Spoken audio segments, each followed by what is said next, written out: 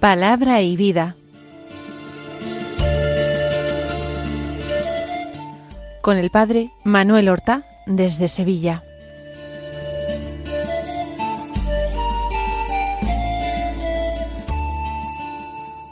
En el nombre del Padre, y del Hijo, y del Espíritu Santo. Amén. Alabados sean Jesús y María. Muy buenos días, queridos amigos, oyentes de Radio María y seguidores del programa Palabra y Vida. Hoy es el martes de la 9ª semana del tiempo ordinario. Este martes es 4 de junio y el santoral del día no nos ofrece en el calendario litúrgico de nuestra nación ninguna memoria de ningún santo. Pero como ustedes ya saben, siempre en distintos calendarios nacionales, locales, órdenes religiosas, encontramos figuras que merecen destacarse. A mí siempre me gusta hacer memoria de los mártires. Hoy se celebran 2 sacerdotes mártires que murieron en el campo de concentración de Dachau durante la Segunda Guerra Mundial. Fueron torturados bárbaramente. Son nombres polacos, Antonio Zawistowski y Stanislaw Starowiecki. Fueron martirizados en el año 1942. También encontramos a un santo fundador, San Francisco Caracciolo, un italiano que vive en la segunda mitad del siglo XVI y que fallece en 1608. Y fue fundador de la Orden de Clérigos Regulares Menores. Solamente por ser fundador de esta nueva familia religiosa es merecedor de que aquí lo mencionemos. En definitiva, la historia de la Iglesia es una historia de santidad y nuestros hermanos los santos tienen que estimularnos cada día en ese combate cristiano que nosotros debemos mantener contra los enemigos del alma. Vamos a escuchar la palabra de Dios que se proclama en la misa del día, el Evangelio de San Marcos. Hoy del capítulo 12 tomamos los versículos 13 al 17, que dicen así: En aquel tiempo enviaron a Jesús algunos de los fariseos y de los herodianos para cazarlo con una pregunta. Se acercaron a él y le dijeron: Maestro, sabemos que eres veraz y no te preocupa lo que digan, porque no te fijas en apariencias, sino que enseñas el camino de Dios conforme a la verdad. ¿Es lícito pagar impuesto al César o no? ¿Pagamos o no pagamos? Adivinando su hipocresía, les replicó: ¿Por qué me tentáis? Traedme un denario, que lo vea. Se lo trajeron, y él les preguntó: ¿de quién es esta imagen y esta inscripción? Le contestaron: del César. Jesús les replicó: Dad al César lo que es del César, y a Dios lo que es de Dios. Y se quedaron admirados. Como acabo de decir hace unos momentos, Jesús se encuentra en Jerusalén y es acosado con mucha frecuencia por sus enemigos, que se encuentran soberanamente disgustados de su presencia allí en la ciudad santa con motivo de las fiestas de Pascua. Ellos tratan de desacreditarlo ante el pueblo, porque la fuerza del Señor era una fuerza moral, era una autoridad que provenía de su misma persona, de la verdad con que hablaba. Él estaba ungido por Dios, y eso se percibía fácilmente. No había comparación posible entre él y aquellos hombres que se consideraban sus enemigos. Por eso envían a algunos fariseos y también herodianos para cazarle con una pregunta. Quizás son los sumos sacerdotes, quizás los ancianos del pueblo, piensan que los fariseos, los doctores fariseos, son los que son capaces de mejor polemizar desde un punto de vista religioso y por tanto armar trampas dialécticas en las que podía caer cualquier incauto. Los herodianos también se sienten en peligro y también acompañan en esta ocasión a los fariseos. Y quieren cazarlo con una pregunta cuya respuesta, aunque parezca fácil, induzca precisamente a la ligereza en el contestar, encierre algo que puede ser mal interpretado, cualquiera que sea la respuesta, el sí o el no. Quieren cazarlo con una pregunta. Por tanto, aunque ellos en su enseñanza utilizan el sistema de preguntas y de respuestas y aclaraciones del maestro, no consideran a Jesús de verdad un maestro, aunque lo llamen así, como ahora veremos. No lo consideran un maestro. Su intención es una intención torcida y malvada. Primero, despojarle del prestigio ante el pueblo, para que el pueblo no le secunde, y después, perdido el apoyo del pueblo, sería fácil entregarlo a las autoridades romanas. Por eso se le acercan y le dicen: Maestro, sabemos que eres veraz. En primer lugar, la palabra maestro ya hemos dicho que sobra, que ellos no lo consideran maestro, o si lo consideran un maestro, no lo aceptan como tal, no quieren aceptarlo como tal, porque saben que si lo aceptaran como maestro, tendría que cambiar profundamente sus vidas. Tendrían que aceptar que hay una sabiduría que no procede de la sagacidad y de la astucia de los hombres, sino que hay una sabiduría que procede de Dios, que procede del cielo, y esa no se enseñaba en las escuelas rabínicas. Maestro, le dicen, sabemos que eres veraz.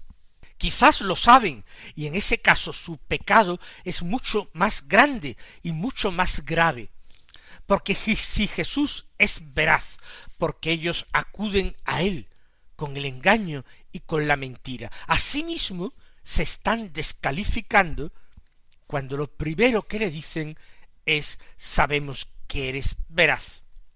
De hecho, quieren ganarse la benevolencia de Jesús con estos halagos, como si Jesús fuera sensible a la adulación de los hombres y él se dejara conquistar con estas palabras, por otra parte tan vacías y tan desprovistas de sinceridad. Sabemos que eres veraz, y están diciendo al mismo tiempo, lo quieran o no lo quieran, están diciendo: a nosotros en cambio nos falta totalmente la sinceridad. Y que no te preocupan lo que digan los demás, porque no te fijas en apariencias. Parece que los fariseos están precisamente realizando un autorretrato, están describiendo en negativo fotográfico, diríamos, lo que ellos son, como ellos son. De Jesús dice que no se preocupa de lo que digan la gente, mientras que ellos están muy preocupados de lo que diga la gente. Quieren vivir de ese aprecio, de esas alabanzas de la gente, y si les está faltando para ellos un alimento importante. No se preocupan de escuchar a Dios, pero se preocupan de escuchar a la gente, de entender lo que la gente dice. No te importa la gente, sino que enseñas el camino de Dios conforme a la verdad. Si Jesús enseña el camino de Dios conforme a la verdad, ¿qué clase de camino están enseñando esos doctores fariseos. ¿Qué clase de camino? Ciertamente, entonces, no es el camino de Dios. Realmente no es el camino de Dios que ellos enseñan. Enseñan un camino humano que no conduce a ninguna parte, que conduce a la exaltación del egoísmo y de todos los pecados capitales. Es un camino que no es de Dios y que no es tampoco conforme a la verdad, sino que consciente y deliberadamente atraviesa el peligroso camino de la mentira, de la insinceridad. Por tanto, estos halagos a Jesús, no sentidos, sin embargo, no están sino descubriendo grandes verdades en torno a Jesús. Ellos dicen todo esto con una sonrisa servil en sus labios, con una mirada huidiza, nunca franca. Así actúan aquellos hombres. Y ahora plantean la cuestión después de esta introducción tan odiosa. ¿Es lícito pagar impuesto al César o no? ¿Pagamos o no pagamos? Si se dan cuenta, la pregunta es una pregunta doble, una pregunta que tiene dos partes. Lo primero que preguntan es acerca de la licitud o ilicitud del impuesto que se paga al César, por tanto al emperador romano, al jefe, a la máxima autoridad de aquella potencia militar que era Roma, que había invadido a Palestina y particularmente Judea, que estaba bajo su dominio y bajo el control de un gobernador, en este caso Poncio Pilato, que solía residir en Cesarea Marítima, junto al Mediterráneo. ¿Es lícito o no? Primera parte de la pregunta. Es una cuestión moral. Y la segunda parte de la cuestión es, ¿pagamos o no pagamos? Tiene también su propia astucia, porque si declara que no es lícito, después no puede decir a pesar de todo paguen, porque incurriría entonces en una mentira y en un pecado, reconocer algo ilícito y sin embargo decir que se practique, que se obedezca. O podía decir que era lícito y luego no podía decir que no se pagara para congraciarse con la gente. Por tanto, Jesús quiere cerrarle las puertas. Podría decir Jesús, es lícito pagar al César, con lo cual se congraciaba con los romanos y no buscaba pleito con ellos. Es lícito pagar el impuesto al César. Para los romanos entonces no hay problema. Pero luego podría decir la gente, pero no importa vosotros, si podéis, excusaros de pagar, tratar de defraudar ese impuesto, no paguéis. Esa puerta también la quieren cerrar, quieren evitar una posible incoherencia de Jesús acomodándose al querer de la gente. ¿Es lícito o no es lícito pagar el impuesto al César? ¿Y lo pagamos o no lo pagamos? ¿Qué hacemos en concreto después de declarar la licitud o ilicitud? La verdad es que estamos en el estilo de los doctores fariseos, porque ellos, en primer lugar, establecían la licitud o ilicitud de un comportamiento, pero a continuación se dedicaban a buscar afanosamente excepciones que pudiesen llevar al incumplimiento de esa norma con una conciencia tranquila. Por tanto, empezaban a enumerar excepciones que podrían darse a la regla general, a la norma general.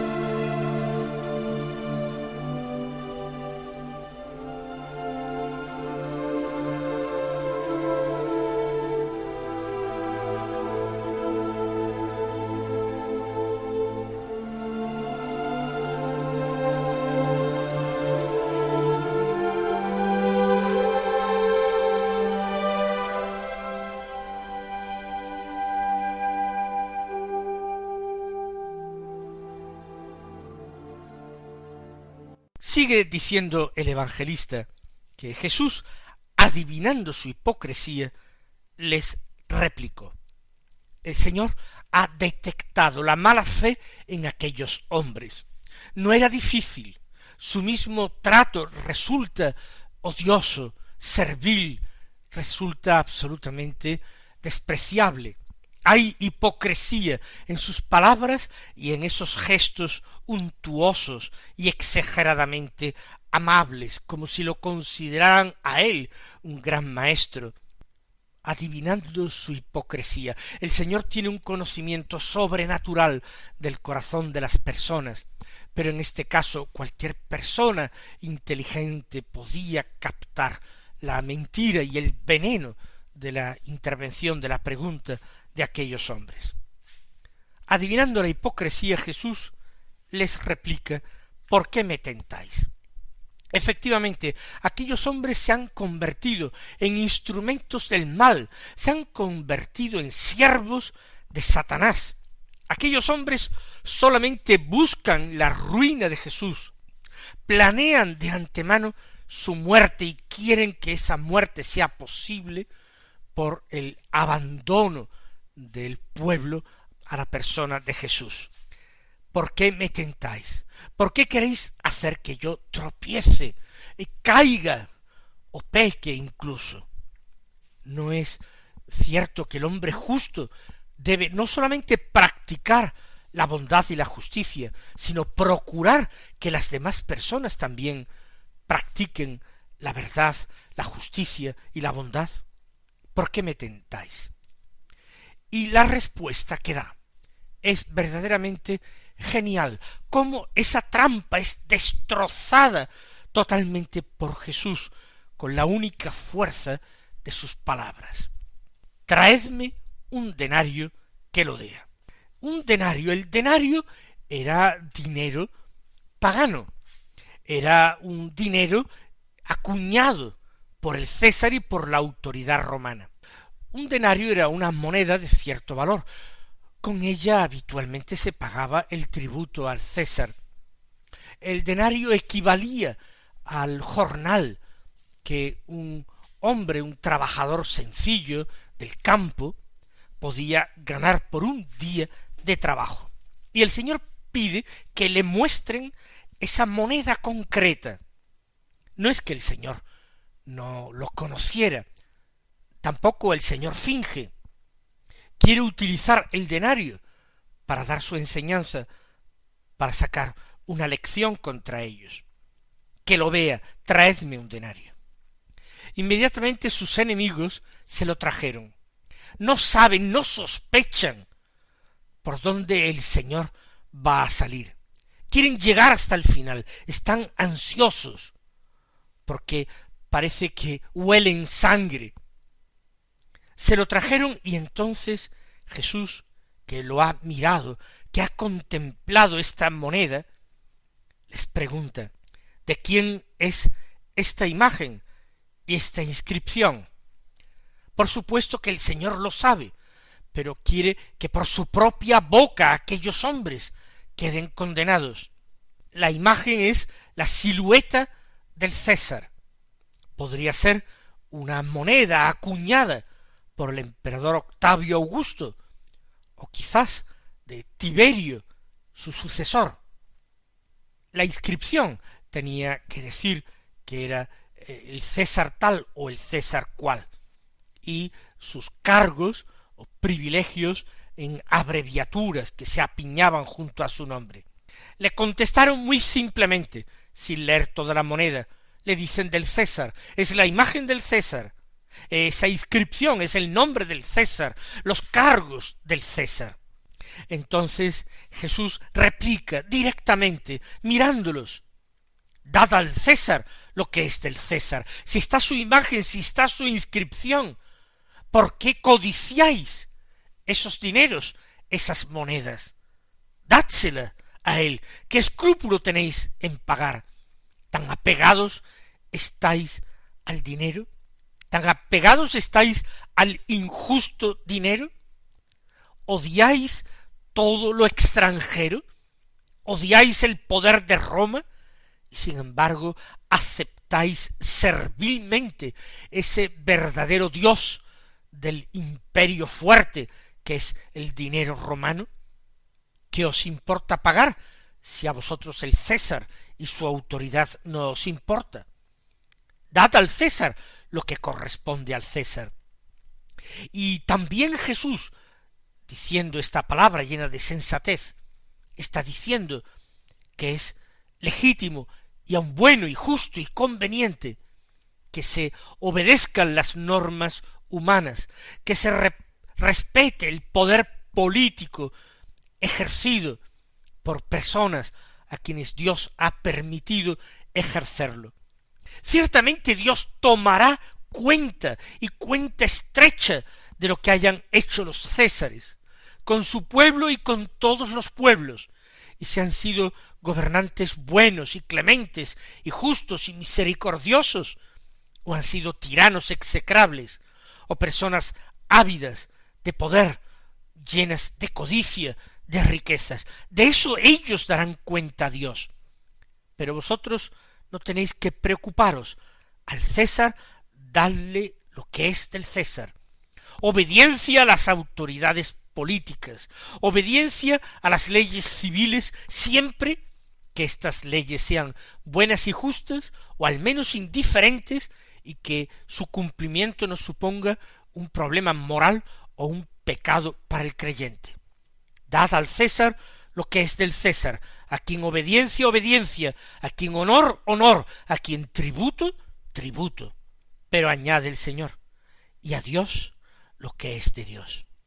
Porque hay cosas que se le deben a Dios y estamos olvidando pagarlas, estamos olvidando el respeto, el honor y el debido a Dios. Y lo están olvidando aquellos mismos fariseos y herodianos que hablan así y actúan así. No hay que ser hipócritas planteando esta cuestión, dar a Dios lo que le corresponde, la práctica de las virtudes, la honradez, la sincera búsqueda de Dios, y al César la obediencia en todo lo que sea justo o indiferente, para bien de la sociedad, para represión de los malos, de los delincuentes.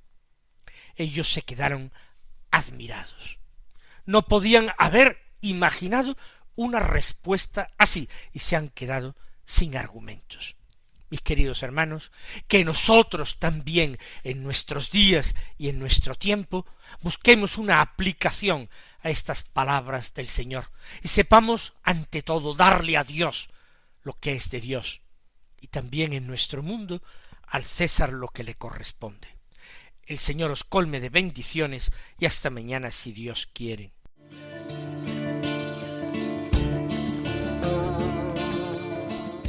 Han escuchado en Radio María Palabra y Vida,